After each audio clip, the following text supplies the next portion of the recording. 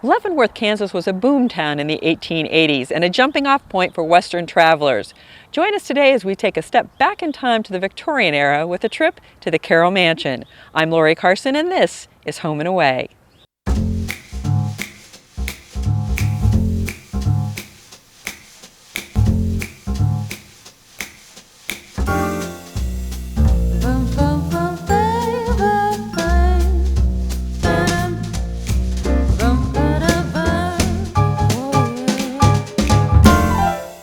Joanie, tell us a little bit about this wonderful home's history. Who built it? When did it all get started? Well, the house that we're in right now, it didn't always look like it does. It started out as a two-story four-room frame house that was built in 1856. And the addition started being added onto the house in 1867. Those final additions were added in 1882 by Lucy and Scott.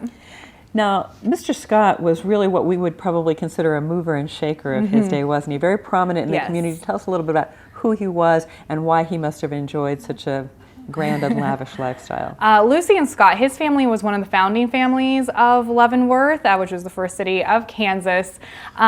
He was the president of the First National Bank of Leavenworth. His father was founder of that bank. He was also the president of the Leavenworth Coal Company, vice president of the Kansas Central Railroad. Yes, in a large farming operation in Texas. I was reading all his many titles thinking, this man wore many hats, and his time, he did an enormous amount, how many different positions. Had his hands on all the big money makers. So this went essentially from a four-room frame house to, I think, 16 rooms 16 total rooms. Under Mr. Scott? Yes, it did. They only lived here for 5 years, and they did do extensive renovations to the home between 1882 and 1884. Not only the additions, but the elaborate woodwork in the mansion was done at that time. And then the house sold in December of 1887 to Edward Caroll. They sold it for $20,500 in 1887, which was a lot of money. It was about 4 times what they paid for the house, but again, it was a much bigger house. It was a much bigger house. We think that the Scott family, they went to New York. Mr. Scott was having some health issues and they were looking for perhaps better care, and so they took off for New York City.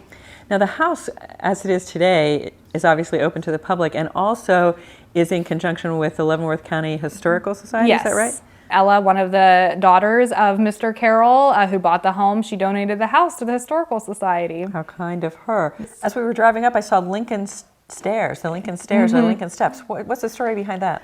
The story is when Abraham Lincoln came to Leavenworth in 1859, the townspeople were following him through the town, and as he stopped at the Planters Hotel, he turned around and gave an impromptu speech on the steps of the Planters Hotel.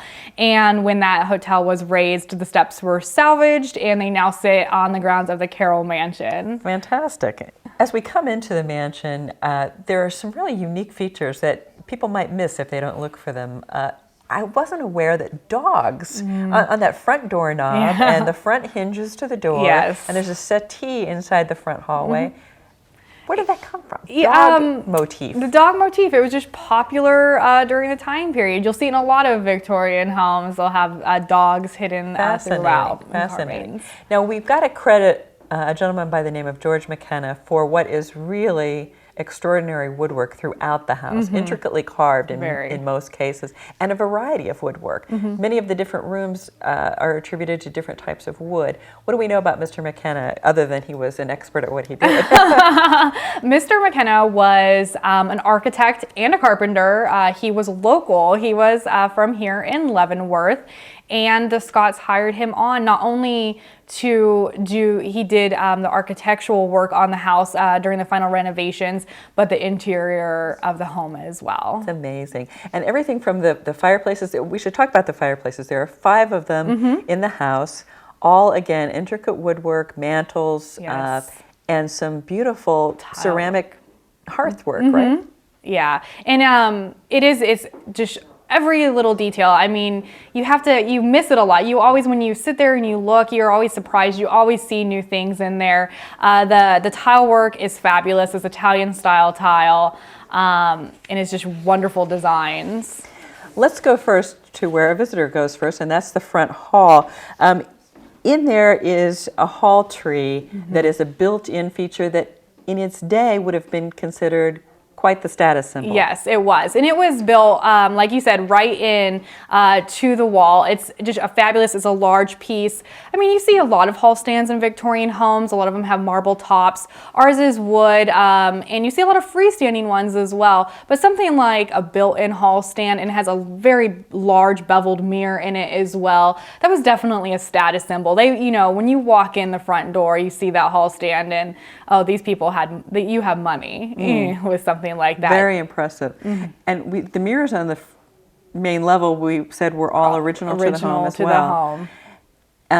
The other main feature that strikes you, in addition to this elaborately carved woodwork, is the stained glass throughout the home.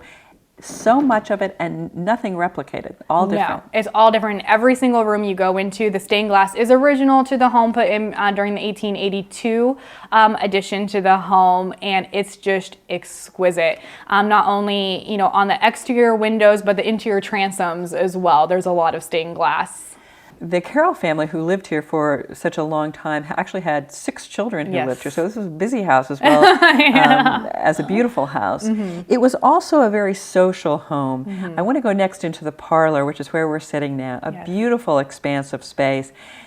And set the scene for us a little. You told me an enchanting story that was published in the paper about a lovely social event that took place here. One of many, I'm sure. The Scotts, who lived here, of course, between 1882 and 1887, just movers and shakers of their day. Julia Scott would love to entertain. And in the Society pages in 1885, there is a wonderful article talking about a party that was being thrown here with the carriages pulling up, the ladies in their dresses, the lights, the flowers, and in the parlor, a string quartet being set up and 7 couples dancing in this room. So you can imagine, I mean, it's a large room just looking at it, but when the furniture is cleared out, you can imagine how large it really is. It's really fascinating, isn't it, to kind of imagine. That really puts a real personal spin on these rooms. Now, the place where the string quartet was set up, there's a beautiful chicory piano there, but a square grand piano, something that most people might not be familiar with. Talk a little bit about that. The Chickering Square grand piano in the parlor. The Chickering pianos come from Boston. They come from back east. It's rosewood. It's also sometimes called a covered wagon piano, this particular style of piano. You can take the legs and the pedals off of the piano, so it will lay flat. So it makes it a little bit easier to move, although I don't think I'd want to. I don't think I would either. And it was sold here in Leavenworth by a local music shop. This is where this piano originally came from. Another striking feature in this room is the pier mirror that's also built in. Again, a very extravagant touch for the day. Yeah, and it was, again, another status symbol. Mirrors, large mirrors are expensive now when you go to shop for one. Back then, it was even more so. So, more middle class and lower class families did have mirrors, but not of the quality that you see in here. And so to come in and see something like this, it was something to see. Joanie, talk a little bit about the furnishings here. Some are original to the home, but most are original to the period of time, correct? That's correct. When Ella donated the house to the Historical Society, she was a very generous woman. She told all of her friends and family to come in and take what they wanted to out of the house. So most of the furniture you see in the home is donated by various families from Leavenworth and various estates. The other thing that's fascinating, one of the many things that is fascinating, is the light fixtures throughout the home. Many are original and many are gas and electric combination. One of the best examples of this is in the parlor. You have a half gas, half electric chandelier there. You also see throughout the house empty glass globes. Those once held gas lights, and a lot of the lights have been converted to from gas to electricity. The wallpaper we're seeing, I know in the parlor in particular, we know this dates back a considerable amount of time. This is the wallpaper that you see in the parlor dates from when Ella donated the house. It was already in this room. Okay. So we're not quite sure how old it really is, but the rest of the wallpaper you see in the house was redone by volunteers in the 1970s. We'll be back with more from the Caroll Mansion in Leavenworth right after this. Stay with us.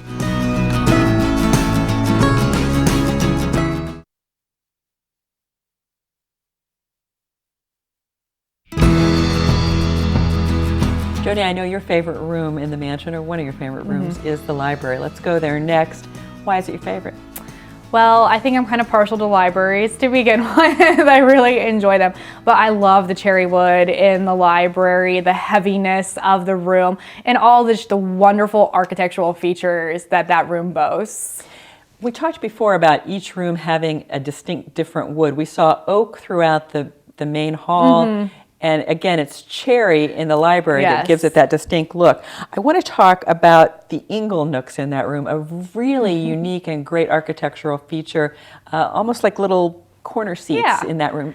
And a lot of times that's what people call them, just little corner seats. They flank either side of the just fabulous fireplace in that room.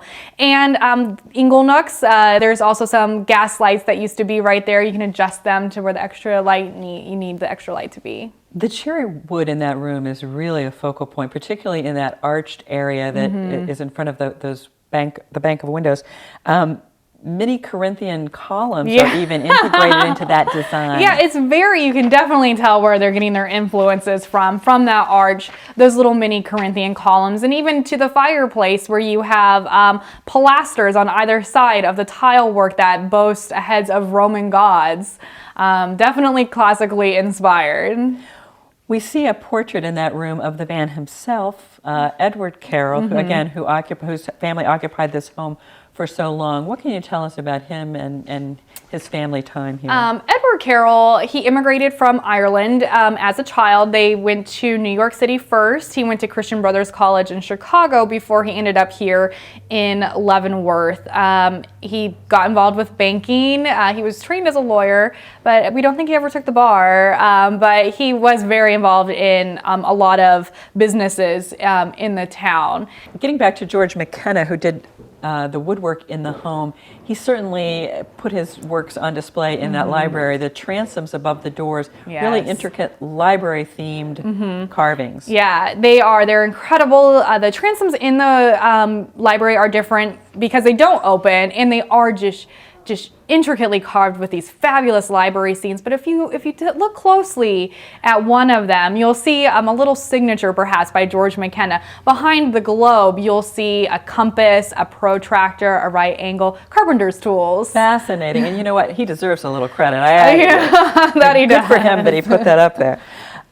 There's a secretary in that room that I know is one of your favorite pieces. Where did that come from, and why do you love it so much? That's an original piece of furniture to the home. Okay. It did belong to the Caroll family, and it's also suspected to be an original piece of furniture from Leavenworth, made by the Abernathy Furniture Company right here in town. The Abernathys play a role in this house to the extent that there are some of their pieces are on display here. Yes, right? Yeah. The secretary in the library, there's a fabulous dog table in the parlor that you can see if you visit, and also a wonderful portrait of James Abernathy hangs on the wall in the parlor. I want to go next to the dining room. Some beautiful pieces on display there. And again, let's talk about the buffet that I think dates back to the Fosters in 1867 and their addition. That piece that is built in there is pretty remarkable. The piece that's built in there is there's a buffet in there that belonged, a marble top buffet that belonged to the Foster family. There's also the built-in buffet that belonged to that was built in when the Scott family lived here. Right. Very intricately carved with hunting scenes. You'll see some birds and a rabbit and fish and serpent and a running stag, all carved into this. And this is done by chip carving. So George McKenna would have taken a piece of wood and just with a hand tool and chipped out until he brought out that relief of those hunting scenes. You know, I find that fascinating because when you look at the size of this home and the amount of woodwork that's in here and the intricacy, that man... Yeah, he was amazing. We assume that he had some help, but just even that in 2 years doing the intricate detail. Amazing. Let's go to something else in that room and that's particularly interesting, and that's the radiator / warming drawer, for lack of a better term. Talk a little bit about that and its uniqueness. In the dining room, you'll see an old radiator that has been cut out, and a metal box has been fitted into that radiator. So when the radiator was turned on, this metal box would heat up. There's doors that open up, and you can just slide dishes of food right in there to keep them hot until it's time to serve. The marble top that has been placed on top of the radiator also heats up, so you can put food up there as well. It's an old microwave. What an ingenious idea for their time to be able to do that. I love it. Now, across from that dining room is what would have been the drawing room in the day. Now is a Victorian gift shop. It is a Victorian gift shop. This is the proceeds from the gift shop go to our educational programming here at the Caroll Mansion. The woman who does the gift shop, Hazel May Fackler, she really searches for unique gifts to sell here. We'll head upstairs at the Caroll Mansion when we return. Don't go away. We'll be right back.